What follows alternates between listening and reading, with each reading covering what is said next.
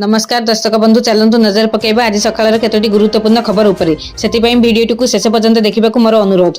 भिडियोटी भल लागिले भिडियोटी को लाइक करी चैनल को सब्सक्राइब करी कमेंट माध्यम रे जणांतु आपण माने हम भिडियो केउ जिल्ला रु देखुछंती। राज्य रे बीजेपी शिविर रे चर्चा जोर किए हेबे ओडिसा रु आगामी केंद्र मंत्री। गत गुरुवार नवा दिल्ली स्थित बीजेपी रो केंद्रीय कार्यालय रे राष्ट्रीय अध्यक्ष नितिन नवीन को भेटिछंती राज्यसभा सांसद तथा राज्य बीजेपी सभापति मनमोहन सामल। एही साक्षात्कार समय रे दलर सांगठनिक कार्यकलाप और वर्तमान रे विभिन्न प्रसंग उपरे विस्तृत आलोचना होइथिला। मनमोहन सामल कहिसेंती ओडिसा रे दल को आहुरी सुदृढ़ करिवा, कर्मी मानक सक्रिय भूमिका बढ़ाइबा एवं जनसेवामूलक कार्यक्रम को अधिक व्यापक करिबा भली विभिन्न विषय रे उभय नेतांक मध्य सकारात्मक मत विनिमय होइथिला। ओडिसा रे दलर सांगठनिक कार्य को आहुरी मजबूत करिबा एवं लोकंक पाखरे दलर पहुंच बढ़ाइबा पई मध्य रणनीति उपरे आलोचना होइथिला।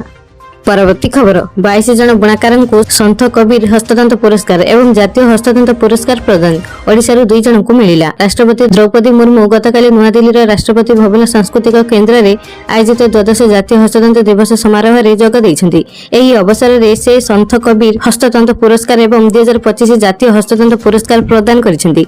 एही अवसर रे भारतर समृद्ध एवं विविध हस्ततंत्र बयन परंपरा को समान प्रदर्शन करुवा 4टी स्मारकी डाक टिकट मध्ये उन्मोचन करा जैथिला। राष्ट्रपति एही अवसर रे देशर मोट 22 जन बुणाकार को संत कबीर हस्ततंत्र पुरस्कार एवं जातीय हस्ततंत्र पुरस्कार 2025 प्रदान करिसेंती। एमानक मध्यरु 3 जन बुणाकार संत कबीर हस्ततंत्र पुरस्कार पाइछंती। परवर्ती खबर मागणा यूपीआई रो जुग शेष जानतु नुआ आईन रे आपनक पकेट ऊपर केते प्रभाव पड़िबो। प्रतिदिन यूपीआई जरिया रे पेमेंट करुथुवा लोकंक पई बड़ खबर। लोकसभा एक एपरी बिल पास करिछि जा फल रे भविष्यत रे यूपीआई ट्रांजैक्शन ऊपर चार्ज लागिबार रास्ता खोली जाइछि। तेबे एहार अर्थ एहा नुहे जे आजि ठारू यूपीआई पेमेंट रे टंका कटिबा आरंभ होई जिवो। वर्तमान पर्यंत यूपीआई पूर्व भली संपूर्ण मागणा रहिछि। किछि डिजिटल पेमेंट सेवा ऊपर चार्ज लागू करिबार अधिकार सरकारक पाखरे रहिछि। परवर्ती खबर नुआ दिल्ली रे ओडिसा खाद्य प्रक्रियाकरण विजन उपस्थापित कले मुख्यमंत्री। खाद्य प्रक्रियाकरण शिल्प हेउचे आम कृषक मानक समृद्धि, ग्रामांचल रूपांतर एवं ओडिसा रे शिल्प भविष्यत मध्य एक सेतु। एही क्षेत्र रे करा जाउतबा प्रत्येक निवेश कृषि क्षेत्र को उन्नत करबा सहित ग्रामांचल रे नियुक्ति सृष्टि करे, रप्तानी सुजोग सृष्टि करे एवं अर्थनीति को समृद्ध करिथाई। खाद्य प्रक्रियाकरण क्षेत्र रे भारतर पसंद योग्य गंतव्य स्थल हेबाकू ओडिसा प्रस्तुत रहिछि एवं मु एही यात्रा रे आम सहित पार्टनर शिल्पपति मान को आमंत्रण करुछि। ए दृष्टिभंगी सहित मुख्यमंत्री मोहन चरण माझी गतकाली ओडिशा बाहर आयोजित राज्यर प्रथम क्षेत्र केंद्रिक investment road show Odisha food pro 2026 रे ओडिशा पई एक नूतन अभिवृद्धि एजेंडा उपस्थापन करिसेंती। परवर्ती खबर धरा पड़िले लांचुआ डाटा एंट्री ऑपरेटर। प्रधानमंत्री आवास योजना 40,000 टंकार बिल पई 4,000 टंका लांच नेउथुबा डाटा एंट्री ऑपरेटर हेले बेला खराब थिला। लांच टंका नेउथुबा बेले विजिलेंस हाथ रे धरा पड़ी गले। एपरी घटना नयागढ़ जिला रणपुर ब्लॉक अंचल रे घटिछि। प्रधानमंत्री आवास योजना रे घर पाइथिले, निर्धारित समय रे काम आरंभ करिथिले, एपरी कि ठीक समय रे घर निर्माण कार्य सारिथिले। तेनु फाइनल बिल बाबद को 40,000 टंका पाइबा पई आवेदन करिथिले, हेले तांको बिल पास हेउनथुला। जेउथि पई श्री माझी बारंबार पंचायत कार्यालय दौड़ुथिले।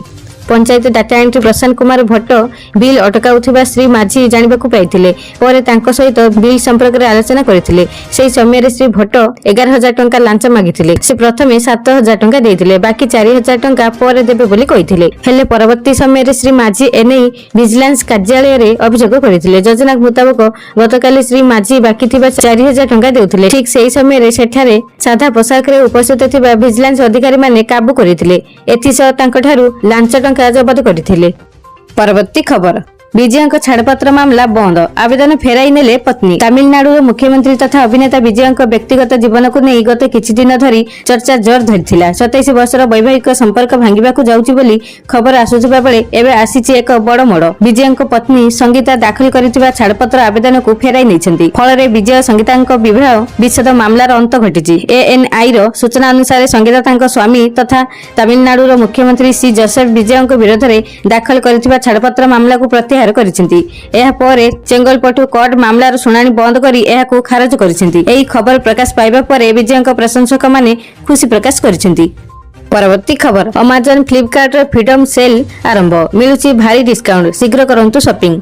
कोन आपण भी लैपटॉप, स्मार्टफोन, एसी किंबा अन्य कोनोसी उपकरण किनिबा विषय रे भाबुचंती कि लोक माने प्राय अमेजन एवं फ्लिपकार्ट भली ई कॉमर्स प्लेटफॉर्म रे सेल पई उत्साहर सहित अपेक्षा करंती। फ्रीडम सेल वर्तमान अमेजन एवं फ्लिपकार्ट उभय रे आरंभ होईची। ଯଦି ଆପଣ ଏହି ସେଲ୍ର ଲାଭ ଉଠାଇବାକୁ ଚାହାନ୍ତି ତେବେ ଆପଣ ଏହି ପ୍ଲାଟଫର୍ମ ଗୁଡ଼ିକରେ କିଣାକିଣି କରିପାରିବେ, କିନ୍ତୁ ଏହା କରିବା ପୂର୍ବରୁ ବିଭିନ୍ନ ଉତ୍ପାଦ ଉପରେ ପ୍ରଦାନ କରାଯାଉଥିବା ରିହାତି ଯାଞ୍ଚ କରିବା ଉଚିତ।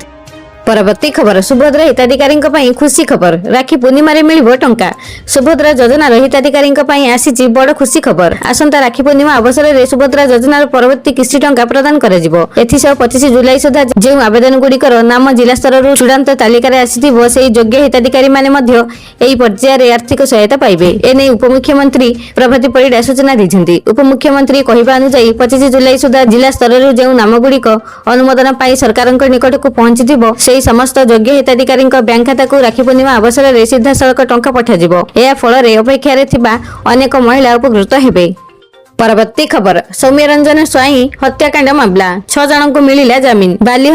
ବାଲିହନ୍ତା ଜିଆରପି କନେଷ୍ଟବଳ ସୌମ୍ୟରଞ୍ଜନ ସ୍ୱାଇଁ ହତ୍ୟାକାଣ୍ଡ ମାମଲାରେ 6 ଜଣଙ୍କୁ ମିଳିଲା ଜାମିନ। ଜାମିନ ମିଳିବା ପରେ ସେମାନେ ଝାଡ଼ପଡ଼ା ଜେଲରୁ ମୁକୁଳିଛନ୍ତି।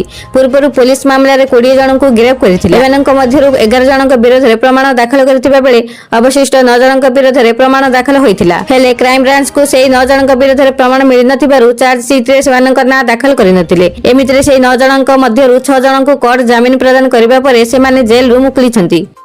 ପରବର୍ତ୍ତୀ ଖବର, ପୁଣି ଭିଜିବ ସାରା ଓଡ଼ିଶା। ପାଣିପାଗ ବିଭାଗର ବଡ଼ ଚେତାବନୀ। ଏକ ସକ୍ରିୟ ଘୂର୍ଣ୍ଣିବଳୟ ପ୍ରଭାବରେ ଗତକାଲି ଓଡ଼ିଶାରେ ପ୍ରବଳ ବର୍ଷା ହୋଇଥିଲା। ଭାରତୀୟ ପାଣିପାଗ ବିଭାଗ ଆଗାମୀ 5 ଦିନ ପାଇଁ ସମଗ୍ର ରାଜ୍ୟରେ ବଜ୍ରପାତ ସହ ପ୍ରବଳ ବର୍ଷା ହେବାର ପୂର୍ବାନୁମାନ କରିଛି। ଆଜି ପାଇଁ ମୟୂରଭଞ୍ଜ ଜିଲ୍ଲାରେ ପ୍ରବଳରୁ ଅତି ପ୍ରବଳ ବର୍ଷା ନେଇ ଏକ ଅରେଞ୍ଜ ୱାର୍ଣ୍ଣିଂ ଜାରି କରାଯାଇଛି। ଏହା ସହିତ ରାଜ୍ୟର ଅବଶିଷ୍ଟ 29ଟି ଜିଲ୍ଲା ପାଇଁ ଏକ ୟେଲୋ ୱାର୍ଣ୍ଣିଂ ଜାରି ରହିଛି। ଖରାପ ପାଣିପାଗ ଜାରି ରହିଥିବାରୁ ପାଣିପାଗ ବିଭାଗ ଆଜି ସମଗ୍ର ରାଜ୍ୟ ପାଇଁ ବଜ୍ରପାତ ଏବଂ ବର୍ଷା ସତର୍କ ସୂଚନା ଜାରି କରିଛି। ଆଗକୁ ଏହିଭଳି ଗୁରୁତ୍ୱପୂର୍ଣ୍ଣ ଖବର ବା ଅଧିକ ସୂଚନା ପାଇଁ ଆମ ସହିତ ଯୋଡ଼ି ହୋଇ ରୁହନ୍ତୁ। ଚ୍ୟାନେଲକୁ ଏବେ ହିଁ ସବସ୍କ୍ରାଇବ୍ କରି ପାଖରେ ଥିବା ବେଲ୍ ଆଇକନ୍କୁ ଦବାଇ ଅଲ୍ ନୋଟିଫିକେସନ୍ ଉପରେ ଅନ୍ କରି ରଖନ୍ତୁ, ଯାହାଫଳରେ ଯେବେ ବି ଯେକୌଣସି ଲାଟେଷ୍ଟ ବ୍ରେକିଂ ନ୍ୟୁଜ୍ ଆପଣମାନେ ଆମ ଚ୍ୟାନେଲ ମାଧ୍ୟମରେ ସର୍ବପ୍ରଥମେ ଦେଖିପାରିବେ।